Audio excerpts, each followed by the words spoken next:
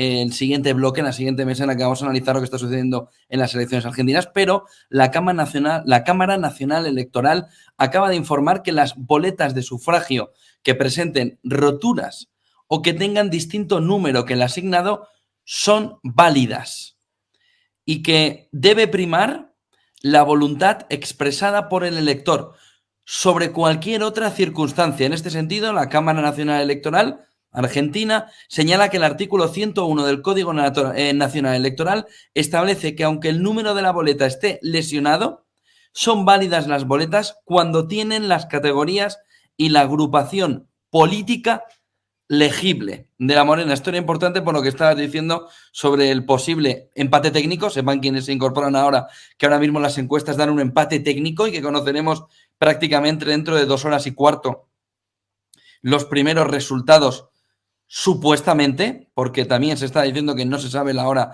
en la que se puedan conocer porque tienen que estar bien asimilados, cimentados, pero de la Morena nos contabas antes, cuidado, porque un empate técnico podría tener esa protesta sobre cómo se han resultado o cómo han sido determinados votos, ¿no? Sí, porque esto que acabas de comentar, efectivamente, el Comité Electoral ha dicho que es válido y se apoya en ese 101, pero por las mismas le ha respondido a Milei que las papeletas que no fueran correspondientes al balotaje, sino que fueran de las elecciones PASO, porque ha habido en algunos colegios, algunos sobres, que la papeleta introducida del señor Milei en realidad era la de aquellas elecciones, las primeras elecciones en las que se elegía candidato por cada partido. Y decía Milei, denlas por válidas porque en el fondo es evidente que son papeletas para mí. Y le ha dicho el mismo Comité Electoral, le ha dicho que eso ya no, que efectivamente puede haber distorsiones, como comentas, y que esas sí las va a admitir, aunque haya cierta rotura o aunque el número de la boleta esté mal, pero que la papeleta tiene que ser la del balotaje, no puede ser la de otro elemento, porque ha habido mucha confusión y porque se han retirado, cambiado, bueno, en fin, ha habido bastantes disturbios con este asunto en distintas mesas. Y, por cierto, al respecto de la participación que comentas de empate técnico, acaban de salir desde el oficialismo de Unión por la Patria, allí en la sede, tanto Juliana Di Tulio y Matías Lamens, que son representantes de masa, de ese oficialismo, bueno, han dado ya las gracias, dice que son los comicios más importantes en 40 años de democracia y dice que ven la misma proporción de votantes del padrón que han votado esta jornada, que en esta jornada que en las generales, y que los argentinos y argentinas están comprometidas con los valores de la democracia. Eso sí, dicen que de momento no tienen datos, que más allá de la propia participación, de momento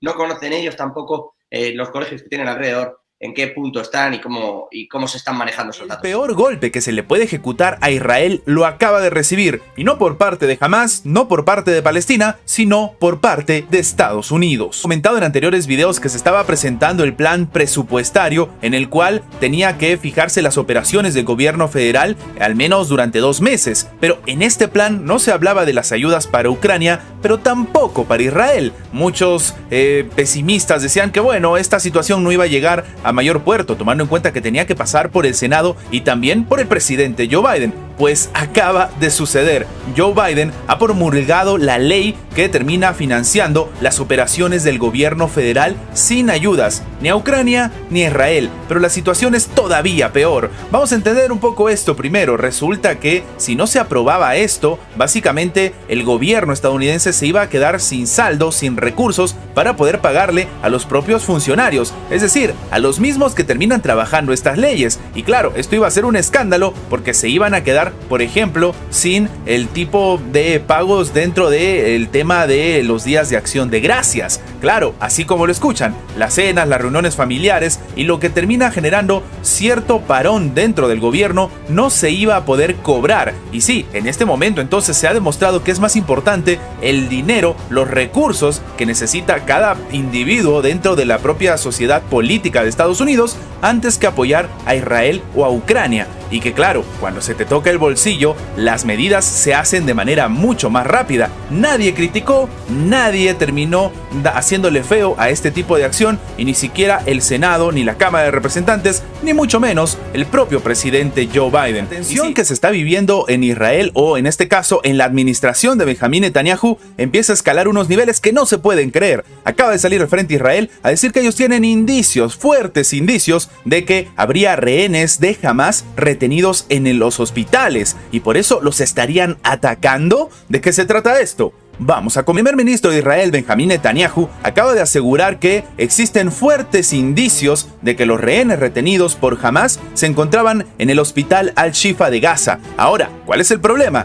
Que hicieron todo un operativo, se metieron, se cobraron vidas de inocentes y acaba de confirmar que de momento el ejército efectuó pues la operación militar en el lugar, pero que los rehenes no estaban allí, así como lo están escuchando. Pero esto sigue escalando a niveles todavía peores. Él mismo dice que bueno, tenían fuertes indicios pues, ¿no?, de que ahí estuviesen los rehenes, aunque la realidad ha sido diferente. De hecho, al ser consultado sobre el paradero actual de los rehenes, Netanyahu ha dicho que si estaban allí, entonces habían sido sacados, retirados. Y entonces uno empieza a preguntarse, ¿de verdad esta era la información que tenía el primer ministro de Israel? Él mismo no ha especificado tampoco los datos de inteligencia que maneja su gobierno respecto a los secuestrados por el grupo Hamas, mencionando que cuantos menos diga al respecto es mejor para poder trabajar. Pero entonces...